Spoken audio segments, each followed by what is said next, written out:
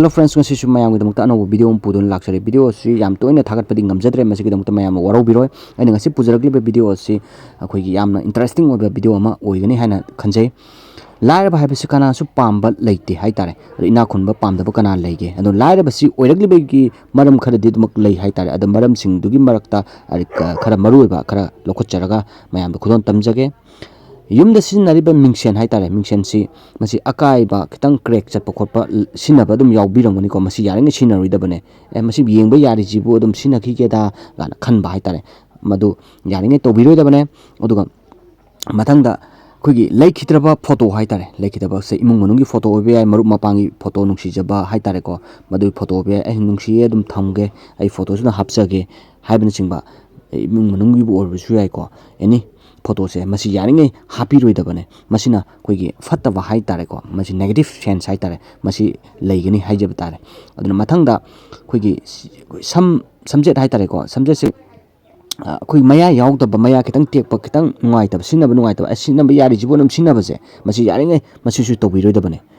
masi su yam fattaba pot ama oi adu amana chak chaba loraga koigi pukhamda kaida koigi khutcha je hamjinba masi tobiram basu yaung ngani ko masi yaringa tobiganu masi yamna fattaba oi adu amana tumamdai matamda natraga phamungda paisa masing thiba masi sisu yamna fattaba oi adu amana sasan da tathi da oina tobi khongpang he kauba yamna tathi da oina tobi ba haitar misuse toba haitare ko akoina haiba inde kana heta phuba chaiba toba masi su yaringa tobiroidabane adu amana akoina khujinje yana kakak sum phamba khopda yana kakak chiktana masi habit che biological ko medical tam da orga su phatte ko masi tobiroi da bane amana paisa ari base nungsi ne sum thamba bag ta kai da hapa paisa ari ba haitare ko masi tobiroi da bane adu amana sumchit che ari ba haitare sumche aman ma haitare samcham masi ju sizina biroi da bane adu sumchit chitpagi niyom se makhan yam laigere ko maite gi oina de mai khusit laksit adegi mai sitpagi matam masi gi matang de tongana video am samjarake aduga chak thongba se chak thongna thaba ingang toba se macha gi khangde skun chappa nangnaba khangde mapurobagi thaba ingang chatpa nangnaba khangde hatu toba haitare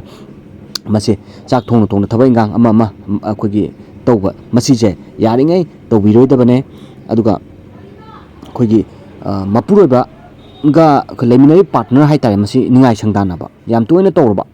mapung oina haita nupina isau langan ba haita isam samna haita isau yam langan ba wa tanaba yada ba ado isau langan ba haita masi yamna imung luda khoigi santi leita ba haita masi su yam tobiroi da bana haibe singa se masi control tobibo oitara gadi haita ko masi je